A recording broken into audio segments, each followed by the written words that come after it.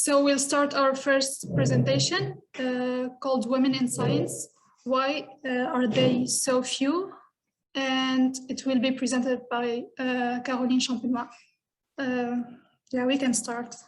Okay, thanks a lot. And thanks a lot for this invitation. I'm very happy to have the opportunity to talk to you about this major issue of the small number of women in science in general. And I will try to keep it as broad as possible and not to focus on France, but to give it a broad perspective on the national and international perspective.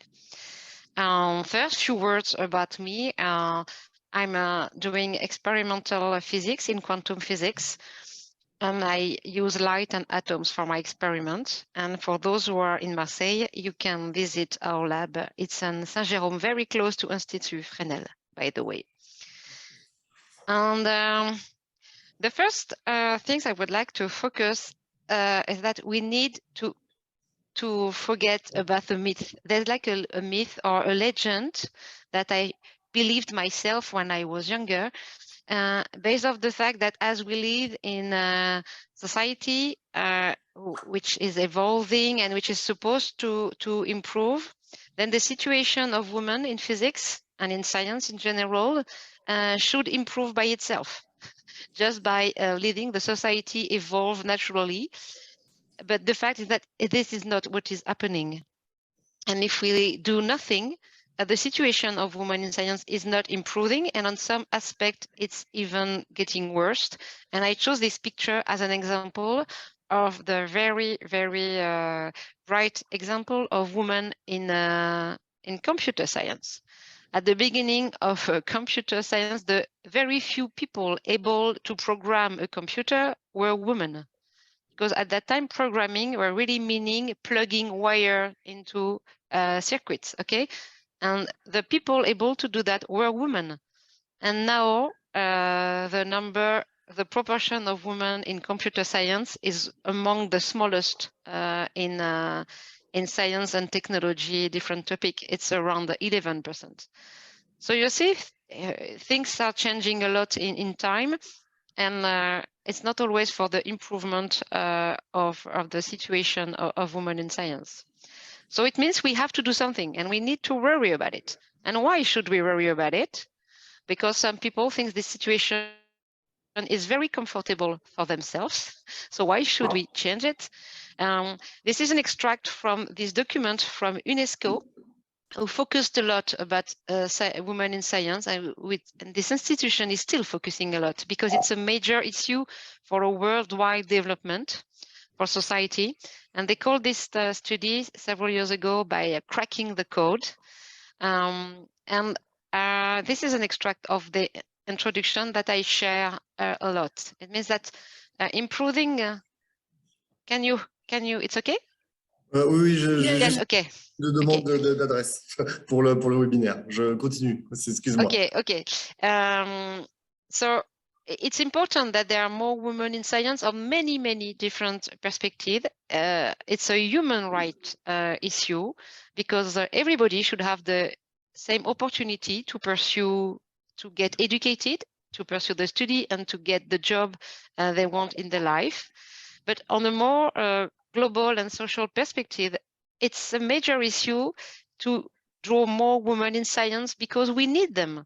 There's a lot of challenge for us in society waiting for us. And it's a pity to waste so many talent because the women who would do a wonderful job in science, they're not there because they received several messages. And so they would understand that it's not their place. It's not a good place for them. And so it's bad for society on that aspect. And it's also bad for the society about education in general, because many studies have shown that if women are educated, that's the way society evolve to the best in general. So there are many reasons to fight for more women in science and more education for women. But on many situations, I'm not able, sorry. On several, Can you still hear me? Yeah, we can hear you. Yeah. Okay.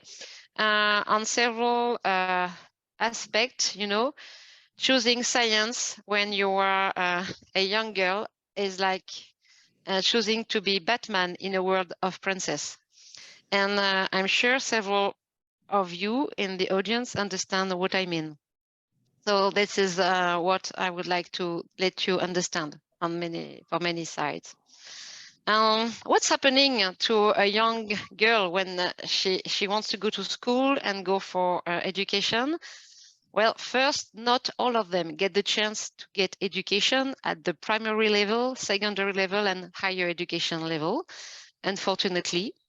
But the data are, the numbers are slowly improving over time. So this is improving. But this improvement must not hide that there's this famous scissors curve that many of us know. As soon as you get involved in the issue of women in science, you get to face this curve that we call scissors curve, because up to the bachelor degree or even master degree, the ratio of women in science, or at least in higher education, is a little larger than the male proportion. But between master and doctoral degree, you see the curve cross. This is the famous scissors curve. And then the ratio between the male and female keep increasing for male and decreasing for female. And this curve, it has been the same for many, many, many years. So this one is dated 2014. But believe me, if I update it today, it's going to look the same. Unfortunately, things are not changing very fast in that topic. So why this is happening? I will try to focus on some aspects. I only have 20 minutes, so I will not take you all over the studies of the young women. But remember that unfortunately, there is not one major reason why there is so few women in science.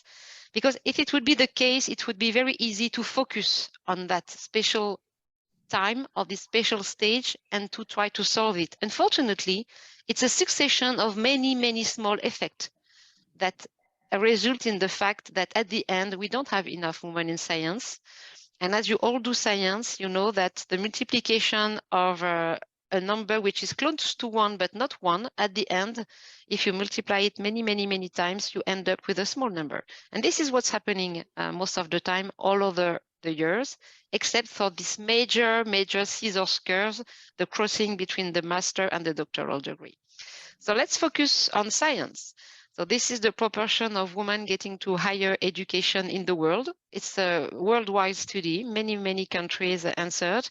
And you see that for physics and astronomy, the ratio is rather low. It's typically 25%. If you want to remember a number, you can remember 25% of women in our area of research, optics, physics, astronomy, roughly. Because when women go for higher education, they go to university, this is roughly what they choose as a subject.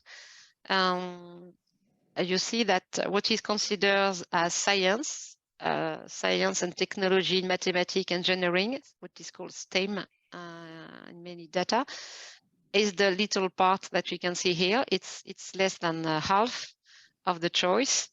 And another way of seeing it is the share between female and male depending on the area of studies. And so on far left, you have the subjects that are mostly chosen by young women, and this is education, health and welfare, art and humanities. And on the right side, there are the subjects mostly chosen by young men, engineering, manufacturing, information, communication. And unfortunately, you are not surprised because this is what you live every day. You know it. But this situation is very different from one country to the other. For example, the percentage of female students choosing one of these science subjects depends a lot from one country to the other, with the very dark green country like Algeria, Turkey, Azerbaijan, all that, where this ratio is really high. It means that more than 60% of the young women start to choose to study science. And other countries like Western Europe and Chile or some part in Asia, where this ratio is lower than half. So a large disparity from one country to the other. So it lets you think that there's a big social thing behind it, because the women and the men, they are built the same way everywhere in the world, but we don't grow in the same society and we don't receive the same education. One of the facts that would turn young women far away from science is what we call mathematics anxiety, because when you are young, science is strongly connected to mathematics. And when you are a young student, if you fail at mathematics, you would not consider positively as going to science most of the time. And unfortunately, in many countries, it is widely believed that boys are better at mathematics than girls. This is a myth. This is a stereotype, what we call a stereotype. It means it's a belief based on nothing, but it is a legend that we keep pursuing. The big thing is that this stereotype threatens the results of girls at exam.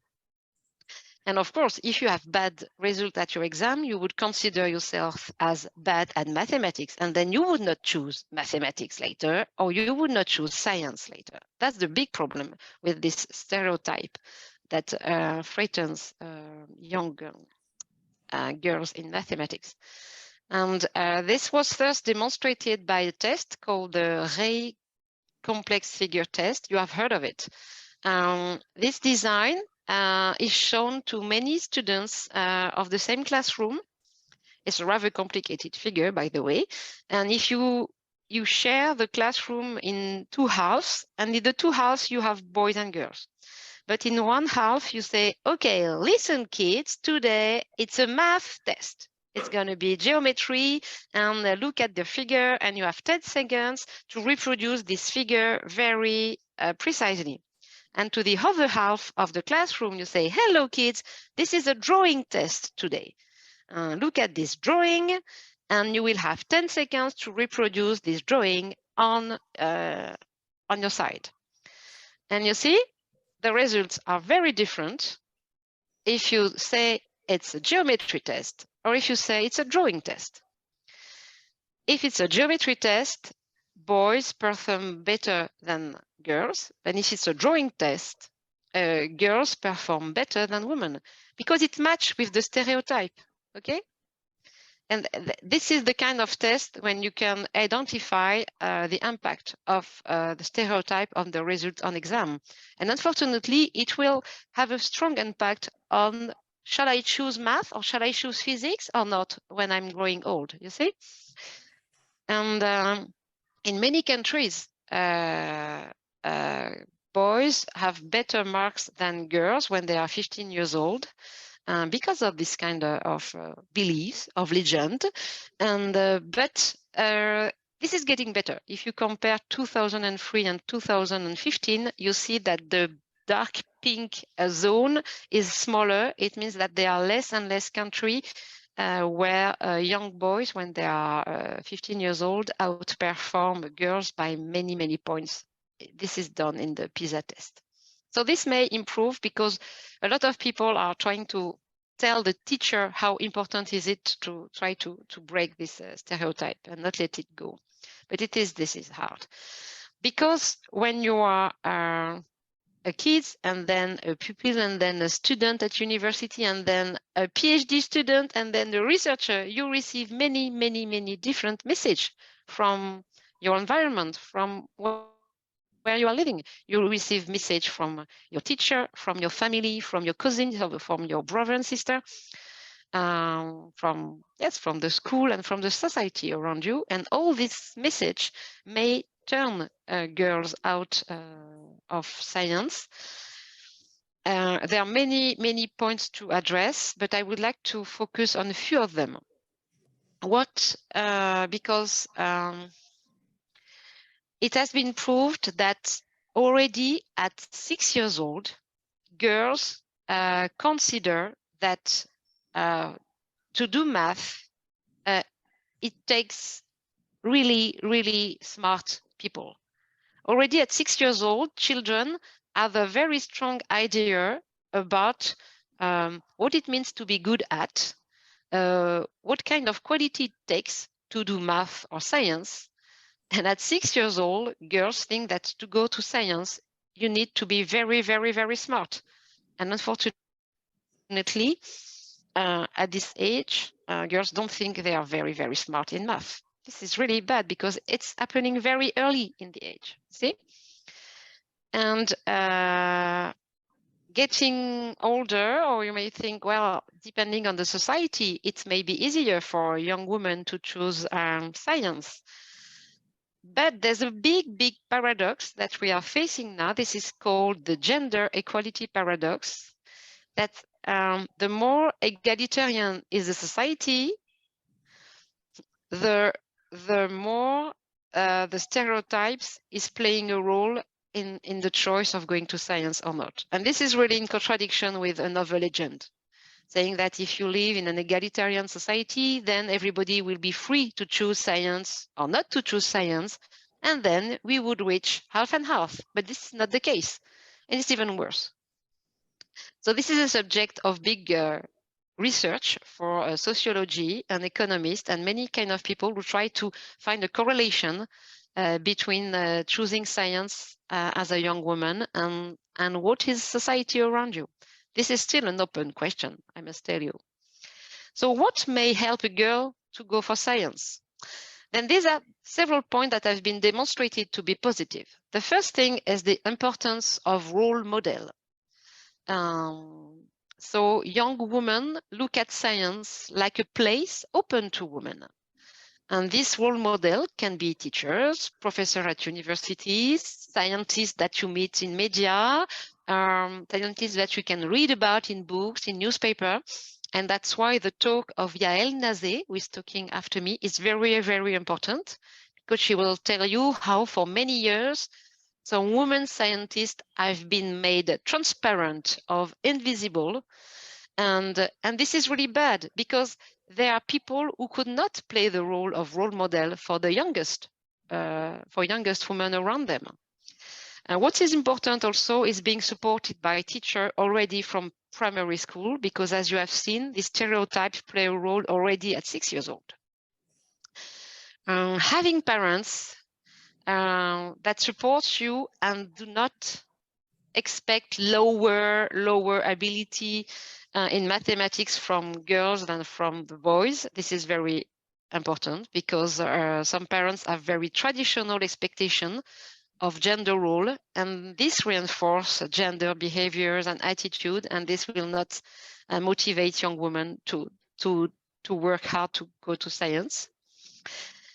Something positive also is being convinced that choosing science will offer good conditions for living, and it's not the case everywhere either.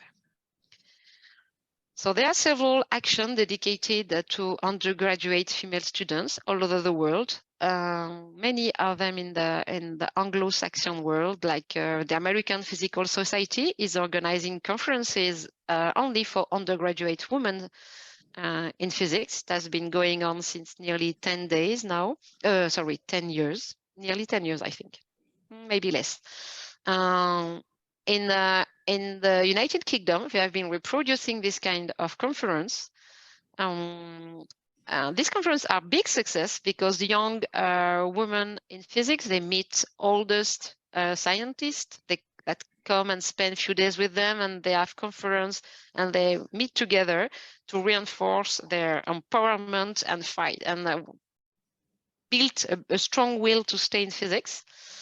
Unfortunately, this does not solve this famous scissors curve that I show again, and that is still reproducing and reproducing, which up to the right, which the last right column is being a professor at university or research director at CNRS or something like that, you see. Unfortunately, it's still on. Why? Because even if you go to science, you will have to face unconscious bias inside the world of research itself. An unconscious bias is an assumption or a conclusion you jump to without thinking. you do that every day. It's a way our brain has found to function very fast. If you need to think fast, we need this unconscious bias, so we don't have to think deeply of everything we do. The big issue here is that this unconscious bias, most of the time, they don't associate women with science. This fast link is not made in our brain. And this is bad, because it means that women has to do better or has to fight harder to prove that they can match in the science box. And how you can show that? In the number of publications that are required to have the same position in science. We ask more to women than to men in general, to the way a recommendation letter are written, and they are longer and they are more offensive to defend a man than to defend a woman. This is not the monopoly of science. It's the same, like, for example, in orchestra, where people are believed are supposed to be excellent and to be very gifted to play. Now, orchestra recruit their people hidden behind a curtain to avoid the unconscious bias against women being excellent in music. And since then, there are more and more women in orchestra. So all these unconscious bias are playing a role even once you enter science. So as I say, the fight is not over, or the path is not softened even when you manage to enter into science, because we are all biased. And this is, I will conclude maybe like that. This is a recent result by a colleague from France, Isabelle Régnier, works at Université Aix-Marseille. She is your vice-president for equality and chance equality. She's first of all a researcher. And with a colleague, they have been studied the recruiting committee at CNRS for many years. And they can prove that if people deny that they have bias, they don't want to believe it, then the committee has strong implicit bias. But once you admit it and you accept to fight against it, things get better. So let's see at the positive aspect. If we educate people and we make them aware of it, things will be better. So you can do many things yourself, but I think I'm running out of time, so I don't want to be too long, but it starts from you. You can do many things yourself as students in physics.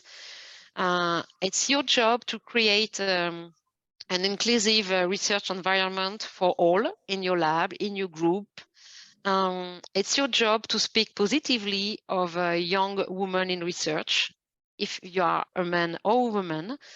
And I would say a young woman in physics, like PhD student or postdoc, the people who are listening to me, you are already a role model for youngest. You can be a wonderful role model for girls in primary school, in junior high school, in high school. And it's very, very nice to do that job and to show to them that they can do it also. So if you like it, you could do this role model already. So everybody has a role to play. And we'll see in 10 years, maybe things will have improved. That's it for me.